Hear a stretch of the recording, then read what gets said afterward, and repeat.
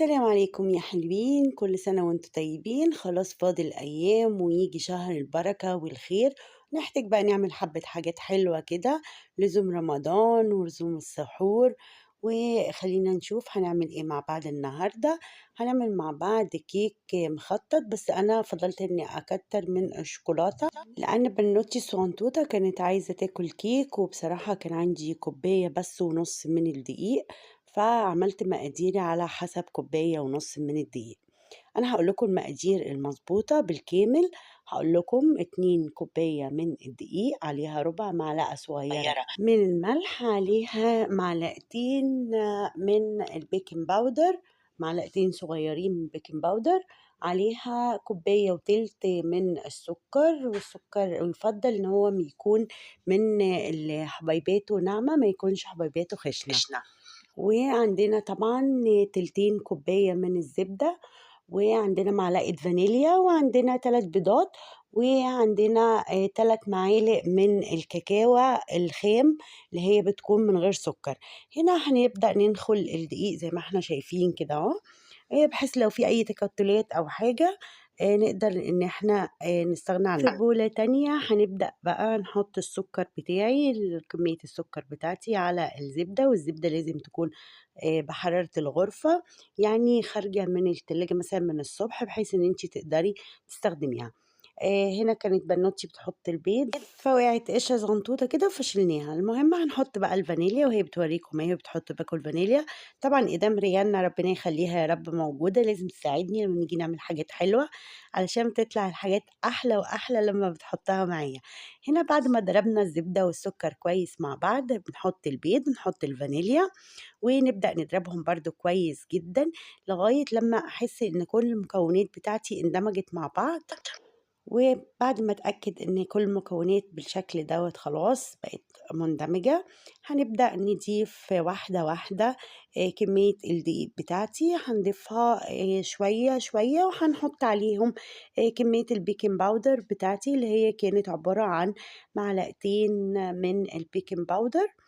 ممكن نخيلهم كمان مع الدقيق هيديني برضو نتيجة أحسن. تقدري تضيفي ربع معلقة من الخل، برضو هيديكي هشاشان لأي معجنات انتي بتعمليها.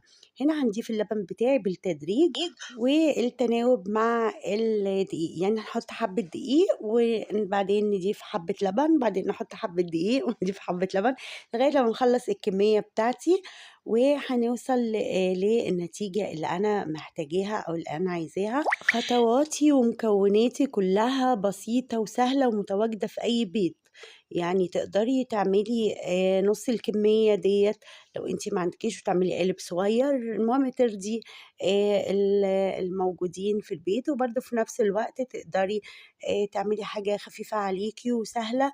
بجد مكوناتها سهلة جدا، والطعم والشكل في الآخر بيبقى تحفة قوي قوي. طبعا تقدري تعملي صوص شوكولاتة وتحطي على الوش لو انتي حابة يعني تديها بعد تاني او كده.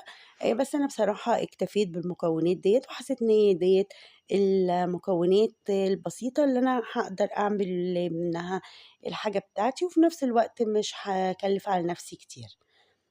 تقدري تعملي نص الكمية، بس هيكون قالب صغير. انا برضو القالب اللي كان عندي عملته كان قالب كيك على هيئة قلب كده، وعملته ما كانش كبير يعني كان صغير، بس بصراحة طلعت تحفة. والقلب طبعا كنت عاملاه عشان بنوتي حبيبتي الصغنطوطة. هنا هنقسم الكمية بتاعة الكيك. انا حاولت اني اعمل اللي بالشوكولاتة اكتر لان عندي هنا بيحبوا الشوكولاتة كتير قوي، فحاولت ان انا ما اقسمهاش بالنص بالظبط، حاولت ان انا اكتر من الشوكولاته. عايزه تقسميها بالنص بالظبط تقدري، عاوزه تحبي او بتحبي تكون حاجه اكتر من حاجه تقدري تعمليها. المهم لو انت عايزاه كيك مخطط مخطط هتعملي طبعا نص قد النص. هنا زودت حبه كاكاو، وبدأت طبعا على نص الكمية يعني، أو على الكمية الأكتر زي ما أنا كنت حابة.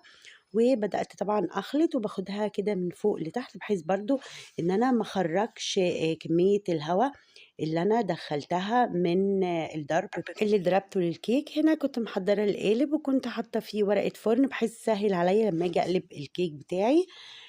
وبعدين هابدأ أحُط بقى يعني جزء بالشوكولاتة وجزء أبيض، جزء بالشوكولاتة وجزء أبيض فوق بعض، لغاية لمّا أوصل لنهاية الكمية خالص، ولو حابة أعملها بخِلّة بحيث إني أغيّر في الشكل بتاعها أغيّر، لو حابة إني أعملها تبقى مخططة بشكل مُرتّب أكتر، باسيبهم زي ما هُم فوق بعض، لمّا بتدخل طبعًا الفرن بتدخل على درجة حرارة 180، وأهم حاجة عندي في المعجنات والحلويات الكيك بتاعي بيدخل الفرن يكون سخن ويدخل على درجة حرارة 180 سخونة من فوق وتحت، يعني الفرن يكون شغال من قبل أو مسخّناه يعني من قبل.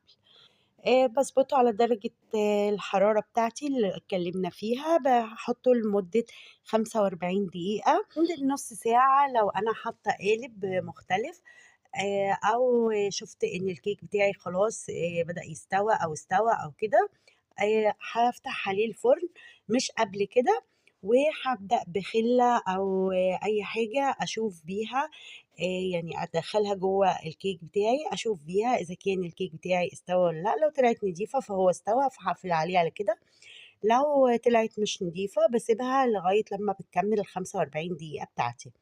هنا زي ما أنتم شايفين كده كنت باحط حبّة وحبّة، حبّة وحبّة ولغاية لمّا أخلّص كل الكمية بتاعتي. زي ما قُلنا الكيك سهل وسريع ومش هياخد منِّك وقت خالص، تقدري تعمليه تفطروا منه، تاكلوه كده بعد الضهر مع كوباية شاي أو كوباية نسكافيه، بصراحة جميل أوي، أوي، جرّبيه مش هتندمي. بجد لو أحلف لكم إن الكيكة دي ما باتتش أصلًا مش هتصدقوني، بجد كانت جميلة، جميلة من كتر حلاوتها كلنا ما قدرناش يعني بصراحة نقاوم، زي ما أنتم شايفين كده أنا حاولت بقى أعملها بالخِلّة، بحيث إني أغيّر كده من شكلها، وهادخّلها على الفرن على طول، بعد ما طلعت من الفرن هاسيبها تهدى كده شوية وبعدين هاقلبها، بعد ما تتهوى كده وتبرد هابدأ أقطّعها، زي ما أنتم شايفين شكلها كان تحفة بجد والله.